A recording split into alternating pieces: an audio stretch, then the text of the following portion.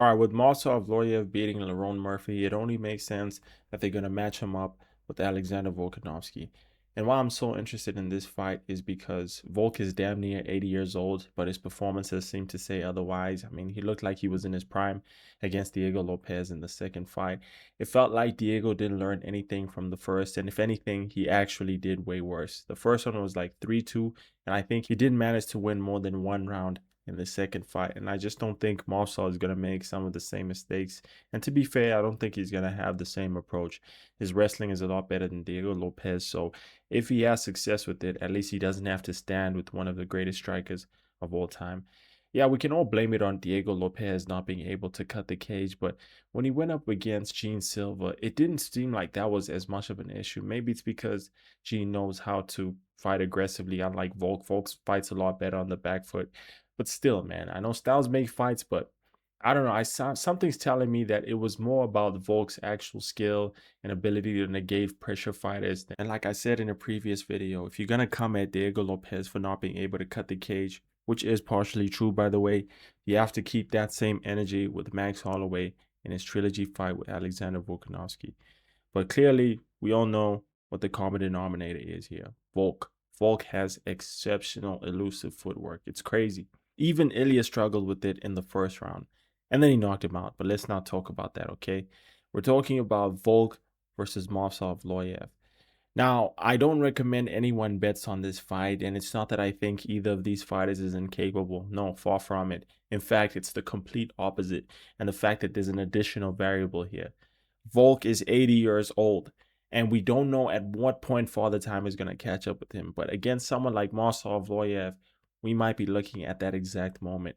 I say this because Movsar is not like Diego Lopez, Max Holloway, Yair Rodriguez in that he primarily strikes. No, he's a hybrid fighter, and his fight against Lerone Murphy proves that because he was striking for a huge portion of the fight, so much so that some people thought that this was rigged.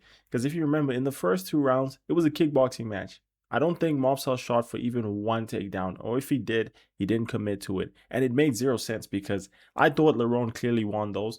The first one was close, but come on, guys. Lerone landed the more damaging strikes, and I think he just landed more in general in the first two. Then I gave the last three to Movsar.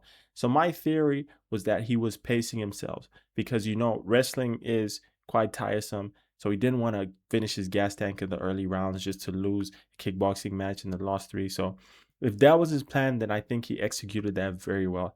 Because I noticed that in the latter half of the fight, it felt like Lerone was the one who had less experience in five rounders. Ironically, they both never have 4 to 5 rounder.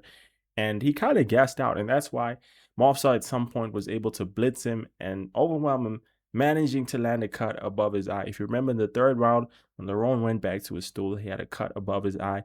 And I just don't see how Lerone won the third round. You know, I went online, some people were saying he won the third. I'm like, what? Like, how? The only scorecard that made sense for me was a draw because I felt Lerone clearly won the first two. Maybe the first one was debatable, but still, I felt he won the first two. And the last three, Movsar clearly won it. But hey, there'll always be politics in MMA, and I'm here for it. So let's just say my scorecard's correct, and the fight was supposed to be a draw.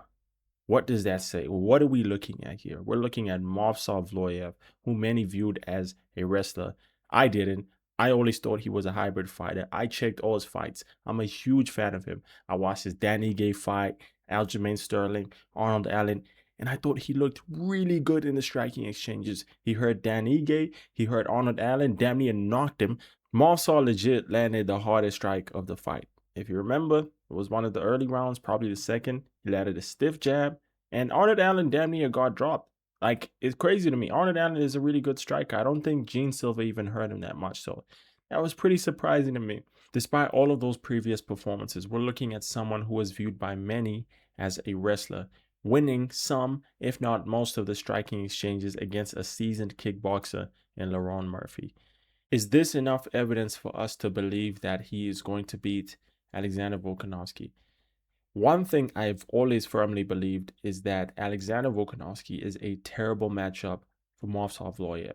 If we're talking prime for prime, I don't see a world where Movsar beats Volk. Why? Because we've seen Volk go up against so many grapplers. Well, maybe not so many, but really good ones, like Islam freaking Makhachev. And you remember how that first fight went, right? Like, sure, Islam was able to get his bag, but he couldn't complete the rear naked chokes. He couldn't complete the darces. I don't know if he attempted any, but all I know is like, if someone like Islam's on your back for extended periods, yeah, it won't be long before you get submitted. But for some reason, he couldn't do it against Volk. He did it against Dustin, submitted him eventually in the 5th or 4th round. I don't remember quite well. But against Volk, Volk defended all of the submissions very well. And I think it's just his build. I think it's a lot harder to submit someone built like that. He's stocky. He can defend the takedowns very well. I think his footwork is also very good. He's not too aggressive. He fights elusively, so he's never in range for you to just shoot through him or anything like that. And I don't think Movsar is that exceptional at takedowns. Well, he times them very well. And can he complete them? Sure.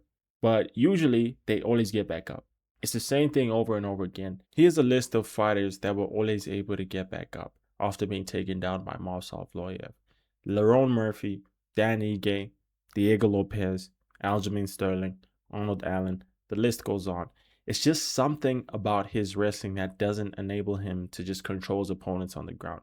Maybe it's because he's fighting in a lower weight class, because you just don't see that happening that often in the featherweight and lower weight classes. I would say Pat Sabatini is an exception, but I think part of the reason why he has success blanketing his opponents is because he's not fighting in the top 15. Once he starts coming out closer and closer, it's going to get harder to do that. So if Movsar Evloev is able to take down Alexander Volkanovski, that's if he even takes him down. Volk is going to get back up, just like all of Movsar's previous opponents. Like, it's not even debatable. I don't care if Volk is even 39 years old. He probably would be able to get back up. Volk is just built different, man. He's one of those guys, even at his old age, he's still beating the best featherweights in the world, and Movsar Evloev is no exception. But at the same time, like I said before, age might be a factor, but based off of Volk's previous performance, if that Volk shows up the night he faces Movsar Evloev, I'm pretty sure he's going to be able to beat him. I wasn't that impressed by his performance against Lerone Murphy. Well, I was very impressed by it. But if we're talking about Volk here, then no, he didn't do enough to convince me that he'd beat Volk. Why? Because he had to strike. When he was wrestling, barely had that much success. It was only in the latter half. By that point, I think Volk would have won at least 3 rounds. So even if Volk gets out wrestled, it won't really mean anything. But you guys let me know what you think in the comments. And don't forget to like and subscribe.